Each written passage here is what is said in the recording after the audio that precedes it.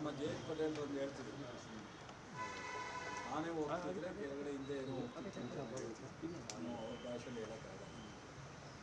ವಿರೋಧ ಪಕ್ಷದವರು ಅವ್ರಿಗೆ ನಮ್ಮ ಕಾರ್ಯಕ್ರಮನ ಡಿನೇ ಮಾಡೋಕ್ಕಾಗಲ್ಲ, ಅಡ್ಮಿನಿಸ್ಟ್ರೇಷನ್ನ ಡಿನೇ ಮಾಡೋಕ್ಕಾಗಲ್ಲ, ಅಥವಾ ಪ್ರೋಗ್ರಾಮ್ಸ್ನ ಡಿನೇ ಮಾಡಲಿಕ್ಕಾಗಲ್ಲ. ಸೊ ನಮ್ಮಲ್ಲಿರ್ತಕ್ಕಂಥ ಎಲ್ಲ ಕಮ್ಯುನಿಟಿ ಲೀಡ್ರ್ಗಳನ್ನ ಡಿನೇ ಮಾಡಲಿಕ್ಕಾಗಲ್ಲ, ಕಂಪ್ಯಾರಿಸನು ಮಾಡಲಿಕ್ಕಾಗಲ್ಲ. JDS ಅಂದರೆ ಅದೊಂದು ಪ್ರಾದೇಶಿಕ ಪಕ್ಷ ಆ್ಯಸ್ ವೆಲ್ ಆ್ಯಸ್ ಫ್ಯಾಮಿಲಿ. ದೇವೇಗೌಡರು, ಕುಮಾರಸ್ವಾಮಿ ಡ್ಯಾಶ್. BJPನಲ್ಲಿ ಪ್ರಬಲವಾದಂಥ ಇರೋರಲ್ಲಿ ಸೈಲೆಂಟ್ 3 ಗುಂಪಿದೆ. ಅಶೋಕು ವಿಜೇಂದ್ರ ಚೆನ್ನಾಗಿರೋಕ್ಕೆ ಸಾಧ್ಯನಾ? ಸೋಮಣ್ಣ ವಿಜೇಂದ್ರ ಚೆನ್ನಾಗಿರೋಕ್ಕೆ ಸಾಧ್ಯನಾ? ಅದು ಬಿಟ್ಟು ಹೊರಗಡೆ ಹೋಗಿರೋರು ಯತ್ನಾಳು, ರಮೇಶ್ ಜಾರಕಿಹೊಳಿ, ಕುಮಾರ್ ಬಂಗಾರಪ್ಪ, ಪ್ರತಾಪ್ ಸಿಂಹ ಮತ್ತು ನಮ್ಮ ಕಾರವಾರ XMP ಅನಂತಕುಮಾರ್ ಹೆಗಡೆ ಇವರೆಲ್ಲ ಏನು ಸ್ಮಾಲ್ ಲೀಡ್ರ್ ಅಲ್ಲ. ಮಾತಾಡೋದಕ್ಕೆ ಏನಾರು ಮಾತಾಡ್ಬೋದು. ಅವ್ರದ್ದೇ ಆದಂಥ ಒಂದು ರಾಜಕೀಯ ಜರ್ನಿ ಇರ್ತಕ್ಕಂಥವ್ರು. ಇಷ್ಟು ಸಮಸ್ಯೆಗಳನ್ನ ಇಟ್ಕೊಂಡು ಅವ್ರು ಮಾತಾಡ್ತಿದ್ದೇನು, ಕಳೆದ 5 ವರ್ಷ ಮುಖ್ಯಮಂತ್ರಿಗಳಾಗಿ 3 ಜನ ಯಾರು ಮಾಡಿದ್ರು ಅವರೆಲ್ಲರೂ ಒಂದೇ ತವರು.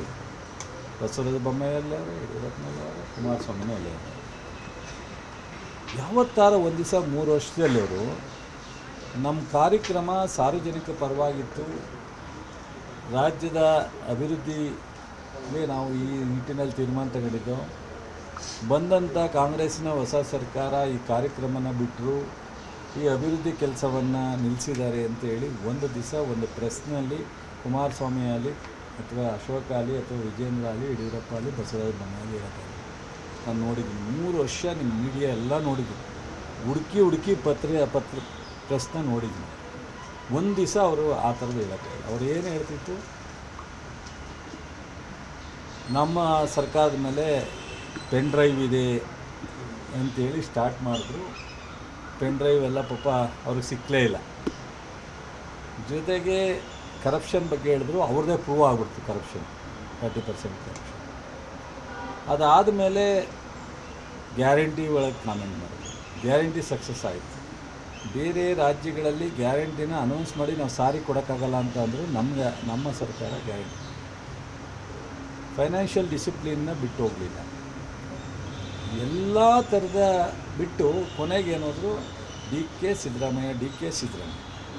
ಈ DK ಸಿದ್ದರಾಮಯ್ಯನ ಇವರು 100 ಜನ್ಮ ಹೋದ್ರೂ ಅವರ ನಡವಳಿಕೆಗೆ ಸಾಧ್ಯ ಆಗಲ್ಲ. ಎಲ್ಲರ ಒಂದು ಕಡೆ DK ಬಗ್ಗೆ ಸಿದ್ದರಾಮಯ್ಯನವ್ರ ಬಗ್ಗೆ DK ಒಂದು ಸಣ್ಣ ಅಪಸ್ವರ ಬರ್ದಂಗೆ 3 ವರ್ಷ ನಡ್ಕೊಂಡು ಓವರ್ ಶೇರಿಂಗ್ ಹ್ಯಾಂಡ್ ಓವರ್ ಮಾಡೋವಂಥ ಪರಿಸ್ಥಿತಿ ಇದೆ. ನಾಚಿಕೆ ಆಗಬೇಕು ಜನತಾದಳದವ್ರಿಗೆ, BJPಯವ್ರಿಗೆ. ಇದನ್ನು ಮಾಡಿ ಬಂದು ಇವತ್ತೇನು ಹೇಳ್ತಾ ಇದ್ದಾರೆ, ಹ್ಯಾಪಿಯಾಗಿ ಕಳಿಸ್ತಾ ಇಲ್ಲ ಸಿದ್ದರಾಮಯ್ಯನವ್ರನ್ನ. ಕಾಂಗ್ರೆಸ್ಸು 2 ಬಾರಿ ಅಪೋಸಿಷನ್ ಲೀಡರ್ ಮಾಡಿ, 2 ಬಾರಿ ಮುಖ್ಯಮಂತ್ರಿ ಮಾಡಿ, ಸ್ವತಂತ್ರ ಬಂದ ಮೇಲೆ ಲಾಂಗೆಸ್ಟ್ ಸರ್ವಿಂಗ್ ಮುಖ್ಯಮಂತ್ರಿ ಅನ್ನೋ ಹೆಗ್ಗಳಿಕೆ ಕಾಂಗ್ರೆಸ್ ಪಾರ್ಟಿ ಕೊಟ್ಟಿದೆ. ಅವರು ಅದನ್ನು ಭಾಳ ಸಂತೋಷವಾಗಿ ಹ್ಯಾಪಿಯಾಗಿ ನನಗೆ ಕಾಂಗ್ರೆಸ್ ಇಷ್ಟು ಮಾಡಿದೆ ಅಂತೇಳಿ ಅವರು ಬಿಟ್ಕೊಡ್ಬೇಕು ಬೇರೆಯವ್ರಿಗೆ ಅಂದಾಗ ಭಾಳ ಸಂತೋಷವಾಗಿ ಇವರು ನಿನ್ನೆ ಮೊನ್ನೆ ಏನೇನು ಮಾತಾಡೋರು ಅಂತ ಗೊತ್ತಿದೆ. ಅಪೋಸಿಷನ್ ಕಾಂಗ್ರೆಸ್ ಡಿವೈಡ್ ಆಗಿಬಿಡುತ್ತೆ, ಶಾಸಕರು ಡಿವೈಡ್ ಆಗಿಬಿಡ್ತಾರೆ, ಗವರ್ನರ್ನ ನಾವು ಎಲ್ಲೋ ಕಳಿಸಿದ್ದೀವಿ, ಅವ್ರ ಪಾಪ ಅವ್ರ ಹೆಂಡತಿ ಹುಷಾರಿಲ್ಲ ಅಂತ ಹೋದರೆ ಗವರ್ನರ್ ಬಗ್ಗೆ ಡಿಸ್ಟರ್ಬ್ ಮಾಡೋಕ್ಕೆ ಕೊಡ್ತಾಯಿದ್ದೀವಿ, ಎಲ್ಲ ಥರದ ಮಾತಾಡಿದ್ರು. ಪಾಪ ಇವೆಲ್ಲ ಅವಶ್ಯಕತೆ ಇದೆಯಾ? ದುರಾದೃಷ್ಟ BJPಯವರಿಗೆ. ಅವ್ರು ಏನೇನು ಕನ್ಸ್ಕೊಂಡಿದ್ರು, ಏನೇನು ಕಲ್ಪನೆ ಮಾಡ್ಕೊಂಡಿದ್ರು, ಏನೂ ಸಿಗ್ತಾಯಿಲ್ಲ ಅವರಿಗೆ. ಇವತ್ತು ಜೋಡೆತ್ತನ ಥರ ಸಿದ್ದರಾಮಯ್ಯನವರು, DKಯವರು ನಿನ್ನೆ ಮಂತ್ರಿಗಳ ಸಭೆಯಲ್ಲಿ ಅವರಿಬ್ಬರು ಮಾತಾಡಿದ್ರೆ ನಮ್ಮ ಕಣ್ಣಲ್ಲಿ ನೀರು ಬಂತು. ಅವರಿಬ್ಬರು ಅಷ್ಟು ಅನ್ಯೋನ್ಯವಾಗಿ ಇಬ್ಬರು ಸ್ಪೀಚ್ ನೋಡಿ ನಾವು ಕಲಿಬೇಕಾದದ್ದು ಭಾಳ ಇತ್ತು. ಸಿದ್ದರಾಮಯ್ಯನವ್ರು ಮಾತಾಡೋ ಸ್ಪೀಚು, DK ಶಿವಕುಮಾರ್ ಮಾತಾಡೋ ಸ್ಪೀಚು ನಾವು 30 ಜನ ಮಂತ್ರಿಗಳು ನಮಗೆ ಎಕ್ಸ್ಪೆಕ್ಟೇ ಮಾಡಿರಲಿಲ್ಲ. ಆ ಥರ ಅವರ ಇಬ್ಬರ ಒಂದು ಬಾಂಧವ್ಯ, ಅವರಿಬ್ಬರು ಯಾವ ರೀತಿ ಪಕ್ಷಕ್ಕೆ ನಮ್ಮ ಇನ್ನು ಮುಂದೆನೂ ಸಹ ಒಟ್ಟಿಗೆ ನಾವು ಏನು ಚುನಾವಣೆ ಮಾಡ್ತೀವಿ, ಯಾವ ರೀತಿ ಪಕ್ಷದ ಸಂಘಟನೆಗೆ ಕಾರ್ಯಕರ್ತರಿಗೆ ನಮ್ಮ ಇಬ್ಬರು ನಿಂತ್ಕೊಂಡು ಕೆಲಸ ಮಾಡ್ತೀವಿ, AICC ನಮಗೆ ಕೊಟ್ಟಂಥ ಅವಕಾಶಕ್ಕೆ ನಾವು ಯಾವ ರೀತಿ ಕೃತಜ್ಞರಾಗಿರ್ತೀವಿ ಅನ್ನೋದನ್ನು ಇಬ್ಬರು ಭಾಳ ಸ್ಪಷ್ಟವಾಗಿ ಹೇಳಿದ್ದಾರೆ. ನಾನು ಅದನ್ನೆಲ್ಲ ಪತ್ರಿಕೆಯಲ್ಲಿ ಹೇಳಲಿಕ್ಕಾಗಲ್ಲ, ಸೊ ಅದು ಇಂಟರ್ನಲ್ ಇದು. ಬಟ್ ಆದರೆ ನಮಗೆಲ್ಲ ಭಾಳ ಖುಷಿ ಆಯಿತು. ಒಂದು ಸಣ್ಣ ಅವರು ಏನೋ ಒಂದಷ್ಟು ನಡಿಬೋದು, ಚರ್ಚೆ ಆಗ್ಬೋದು ಅಂದ್ಕೊಂಡಿದ್ದೆ. ಬಟ್ ಇವರೆಲ್ಲ ದೊಡ್ಡ ಪ್ರಮೇಯ ಆಗುತ್ತೆ ಅಂತ ಅಂದ್ಕೊಂಡಿದ್ರು. ಎಲ್ಲವೂ ಆಗಿ ಇವತ್ತು ನಾಳೆ 4 ಗಂಟೆಗೆ ಶಾಸಕಾಂಗ ಪಕ್ಷದ ಸಭೆ ನಿಗದಿಯಾಗಿದೆ. ನಿನ್ನೆ ರಿಸಿಗ್ನೇಷನ್ಸ್ ಅಕ್ಸೆಪ್ಟ್ ಆಗಿದೆ. ನಾಳೆ ಹೊಸ ಮುಖ್ಯಮಂತ್ರಿ, ಹೊಸ ನಾಯಕತ್ವವನ್ನು ಆಯ್ಕೆ ಮಾಡ್ತಕ್ಕಂಥ ಸನ್ನಿವೇಶ ಬಂದಿದೆ. AICCಯಿಂದ ಸೊ ಯಾರು ಬರ್ತಾರೋ, ಸುರ್ಜೇವಾಲಾ ಬರ್ತಾರೋ, ವೇಣುಗೋಪಾಲ್ ಬರ್ತಾರೆ. ರಾಹುಲ್ ಗಾಂಧಿ ಮತ್ತು ನಮ್ಮ ಖರ್ಗೆ ಸಾಹೇಬರು ಸೊ ಅದನ್ನು ಫೈನಲ್ ಆಗಿ ಕ್ಲೋಸ್ ಮಾಡ್ತಾರೆ. ಸೊ ವೆರಿ ಶಾರ್ಟ್ಲಿ ಒಂದು 2-3 ದಿವಸದ ಒಳಗಡೆ ಹೊಸ ಗೌರ್ಮೆಂಟು ರಚನೆ ಆಗುತ್ತೆ. ಸರ್, DK ಶಿವಕುಮಾರ್ ಅವರು ನಾಳೆ CLP ನಾಯಕನಾಗಿ ಆಯ್ಕೆ ಆಗ್ತಾರೆ. ಅದು ಇಡೀ ಹಳೆ ಮೈಸೂರು ಭಾಗನ ಕಾಂಗ್ರೆಸ್ ಕಡೆ ಸೆಳೆಯೋದಕ್ಕೆ ಅವಕಾಶ ಮಾಡಿಕೊಡುತ್ತದೆ. ಯಾಕೆಂದರೆ JDS ಭಾಳ ಗ್ರೂಪಲ್ಲಿದೆ, ಭಾಳ ಲೆಕ್ಕಾಚಾರದಲ್ಲಿದೆ. ಅದೆಲ್ಲ ಪಾಪ ನೆನೆಯೆಲ್ಲ ನಿಮಗೆ ಮಾಹಿತಿ ಗೊತ್ತಿಲ್ವೋ ಏನೋ ಗೊತ್ತಿಲ್ಲ. ಮನೆಯಲ್ಲಿ ಈ ಸತ್ತವ್ರ ಮನೆ ದುಃಖದ ಛಾಯೆ ಇರುತ್ತಲ್ಲ, ಆ ಥರ ಆಗಿದೆ ಅಂತ. ಅವ್ರು ಏನಾಗಿತ್ತು ಅಂದರೆ, ಇನ್ನೊಬ್ಬ ಒಕ್ಕಲಿಗ ನಾಯಕ ಬಂದುಬಿಟ್ರೆ ನಮ್ಮ ಕೋಟೆಗೆ ಎಲ್ಲಿ ಏಟು ಬೀಳುತ್ತೋ ಅಂತೇಳಿ ತುಂಬ ಪ್ಲ್ಯಾನ್ ಮಾಡಿದರು. ಆ ಪ್ಲ್ಯಾನ್ ಉಲ್ಟಾ ಆಗ್ಬಿಡ್ತಲ್ಲ ಅಂತೇಳಿ ಭಾಳ ದುಃಖಪಟ್ಟಿದ್ದಾರಂತೆ. ನಾವು ಆ ಥರ ಏನಿಲ್ಲ, ಅವ್ರಿಗಿರ್ತಾರೆ, ನಮಗಿರ್ತಾರೆ. ಹೌದು, ಸಮಾಜ ಎಲ್ರಿಗೂ ಒಂದಷ್ಟು ಎಕ್ಸ್ಪೆಕ್ಟ್ ಮಾಡ್ತಾರೆ. DK ಶಿವಕುಮಾರ್ ಅವ್ರನ್ನ ಆಗಬೇಕು ಅನ್ನೋದು ಒಕ್ಕಲಿಗರಲ್ಲಿ ಮೇಜರ್ ಕಮ್ಯುನಿಟಿನಲ್ಲಿ ಇತ್ತು. ಬಟ್ ಸೈಮಲ್ಟೇನಿಯಸ್ ಆಗಿ ನಮಗೆ ಎಲ್ಲ ಕಮ್ಯುನಿಟಿ, ದಲಿತರು ಇರ್ಬೋದು, ಬ್ಯಾಕ್ವರ್ಡ್ ಇರ್ಬೋದು, ಮೈನಾರಿಟೀಸ್ ಇರ್ಬೋದು, ಎಲ್ಲ ಕಮ್ಯುನಿಟಿಗೆ ಈಕ್ವಲೆಂಟ್ ಅವಕಾಶಗಳಿದೆ, ಲೀಡ್ರ್ಗಳಿದ್ದಾರೆ. ನಾವು ಮುಂದೆ ಏನು ಒಂದು ಸಣ್ಣ ದೂರ ಏನಿತ್ತು ಮೇಜರ್ ಕಮ್ಯುನಿಟಿ ಅನ್ನೋದು, ಅದು ಈಗ ಹೋಗ್ತದೆ.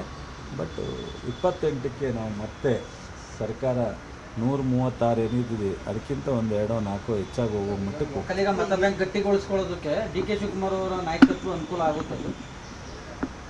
ನಾವು ಒಕ್ಕಲಿಗ ಒಂದಕ್ಕೆ ಅಂತ ಹೇಳಲ್ಲ, ಎಲ್ಲಕ್ಕೂ ಆಗುತ್ತೆ. DK ಶಿವಕುಮಾರು ಒಕ್ಕಲಿಗರಿಗೆ ಅಷ್ಟೇ ರೆಪ್ರೆಸೆಂಟ್ ಮಾಡಿಲ್ಲ, ಅವರು ಎಲ್ಲ ಕಮ್ಯುನಿಟಿನ ವಿಶ್ವಾಸಕ್ಕೆ ತಗೊಂಡು ಮಾಡ್ತಕ್ಕಂಥ ಒಂದು ಸಾಮರ್ಥ್ಯ ಇದೆ. ಹಿರಿಯ ಸಚಿವರು ಮತ್ತೆ ಸಂಪುಟದಲ್ಲಿ ಮುಂದುವರಿತಾರೆ ಸರ್. ಸರ್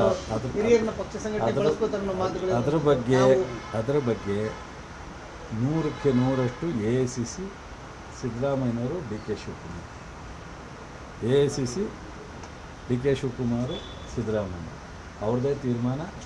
ಸೊ ಅವರು ಯಾವ ತೀರ್ಮಾನ ತಗೋತಾರೋ ಅದಕ್ಕೆ ನಮ್ಮ 136 ಜನ ಶಾಸಕರು 100% ಎಂಡಾರ್ಸ್ ಮಾಡ್ತೀವಿ. ಸೊ ಇದರಲ್ಲಿ ಭಿನ್ನಾಭಿಪ್ರಾಯನೂ ಇಲ್ಲ. ಯಾರನ್ನು ಬೇಕಾದ್ರೆ ತೆಗಿಬೋದು, ಯಾರನ್ನು ಬೇಕಾದ್ರೆ ಆಗ್ಬೋದು. ನಾನು ಅದ್ರ ಬಗ್ಗೆ ನಾನು ಚರ್ಚೆ ಮಾಡೋಕ್ಕಲ್ಲ. ಪಕ್ಷದ ತೀರ್ಮಾನಕ್ಕೆ ಐಯಿಂದ ಮತ ಬ್ಯಾಂಕ್ ಗಟ್ಟಿಗೊಳಿಸ್ಕೊಳ್ಳೋ ನಿಟ್ಟಿನಲ್ಲಿ ಸಿದ್ದರಾಮಯ್ಯಗೆ ವಾಟ್ ನೆಕ್ಸ್ಟ್ ಪೊಸಿಷನ್ಗೆ ಇದು ಮಾಡ್ತಾರೆ. ನೋಡಪ್ಪ, ಅವರು ರಾಜಕಾರಣದಲ್ಲಿ ಇರ್ತೀನಿ ಅಂತಾರೆ. ನಮ್ಮ AICC ಅವರು ರಾಜ್ಯಸಭೆಗೆ ಬರಬೇಕು ಅನ್ನೋದನ್ನು ಎಕ್ಸ್ಪೆಕ್ಟ್ ಮಾಡಿದ್ದಾರೆ. ಅವ್ರು ಇಲ್ಲಿರಲಿ, ರಾಜ್ಯಸಭೆಗೆ ಹೋಗಲಿ, ಆ್ಯಕ್ಟಿವ್ ಪಾಲಿಟಿಕ್ಸಲ್ಲಿ ಇರ್ತೀನಿ, ನಾನು ಸಕ್ರಿಯ ರಾಜಕಾರಣದಲ್ಲಿ ನಾನು ಮುಂದುವರಿತೀನಿ ಅಂತ ಹೇಳಿದ್ದಾರೆ. ಸೊ ಯಾವುದೇ ವಿಚಾರದಲ್ಲಿ ಈ ಸರ್ಕಾರ ಅವರನ್ನು 1 ಸೆಕೆಂಡು ಬಿಟ್ಟು ಹೋಗೋ ಪ್ರಶ್ನೆ ಇಲ್ಲ. ಎಲ್ಲ ಇದರಲ್ಲೂ ಜೊತೆಯಲ್ಲಿ ಬಿಡಿ, ಅದು ನಮ್ಮ ಪಕ್ಷ ತೀರ್ಮಾನ ಮಾಡುತ್ತೆ. ಏನ್ರಿ, ದೇಶನ 40 ವರ್ಷ ಸ್ವತಂತ್ರ ತಂದುಕೊಟ್ಟು ಆಳ್ದಂಥ ಪಾರ್ಟಿಗೆ ಒಬ್ಬ ನಾಯಕರನ್ನ ಉಳಿಸ್ಕೊಳ್ಳೋದನ್ನ ನಾವು ಹೇಳ್ಕೊಡ್ಬೇಕೇನ್ರಿ? ಕರ್ನಾಟಕದಲ್ಲಿ ಪ್ರೂವ್ ಮಾಡಿದಾರಲ್ಲ. ಬೇರೆ ಸ್ಟೇಟ್, ಬೇರೆ ಉತ್ತರ ಭಾರತದಲ್ಲಿ ಬೇರೆ ಥರದ ಪ್ರಾಬ್ಲಮ್ ಇದೆ. ಕೇರಳದಲ್ಲಿ ಯಾವ ಥರ ತೀರ್ಮಾನ ಮಾಡಬೇಕು? ಸೊ ತೆಲಂಗಾಣದಲ್ಲಿ ಹೆಂಗೆ ಸ್ಮೂತಾಗಿ ಇದಾಯಿತು. ಸೊ ನೋಡಿರಿ, ಕರ್ನಾಟಕದಿಂದನೇ ಸ್ಟಾರ್ಟ್ ಆಗುತ್ತೆ. ಕರ್ನಾಟಕದ ಗಾಳಿ ಬಿಹಾರ UPಗೂ ಹೋಗುತ್ತೆ. ನೀವು ಹಿಂದೆ ರಾಜಕಾರಣದಲ್ಲಿ 80 ವರ್ಷದಲ್ಲಿ ಇಂಥ 10 ವರ್ಷ 15 ವರ್ಷ ಬದಲಾವಣೆ ಆಗೋ ಟೈಮ್ ಬಂದಾಗ ಕರ್ನಾಟಕದಿಂದನೇ ಗಾಳಿ ಬೀಸಿರೋದು. ಇವಾಗಲೂ ಆ ಥರದ್ದು ಸರ್ ಬರುತ್ತೆ. ನೀವು ಹಿಂದೆ ಕೃಷಿ ಖಾತೆ ನಿಭಾಯಿಸಿದ್ರಿ ಸರ್, ಮುಂದೆ ಯಾವ ಖಾತೆ ಮತ್ತು ಎಲ್ಲ ಪಕ್ಷಕ್ಕೆ ಬಿಟ್ಟದ್ದು, ಮುಖ್ಯಮಂತ್ರಿಗಳು ಪಕ್ಷ ಮತ್ತು ಮಾಜಿ ಮುಖ್ಯಮಂತ್ರಿಗಳು. ಸಿಎಂಗಳ ನೇಮಕ ಮಾಡೋ ವಿಚಾರದಲ್ಲಿ ಸಾಕಷ್ಟು ಗೊಂದಲ ಆಗ್ತಾ ಇದೆ. 2 ಮಂದಿ 4 ಮಂದಿ 3 ಮಂದಿ ಅದಕ್ಕೆಲ್ಲ ನಾವು ಇಂಟರ್ವ್ಯೂನೇ ಆಗಲ್ಲ. ಅದೆಲ್ಲ ಪಕ್ಷ ಮತ್ತು ರಾಜ್ಯದಿಂದ ಇವರಿಬ್ಬರು ನಾಯಕರು, ಇವರಿಬ್ಬರು ಮಧ್ಯದಲ್ಲಿ ಪಕ್ಷ ತೀರ್ಮಾನ ಮಾಡುತ್ತೆ. Thank you. ನ್ಯೂಸ್ ಫಸ್ಟ್ ನಿರ್ಭೀತಿಯಿಂದ ನಿಮ್ಮ ಪರವಾಗಿ.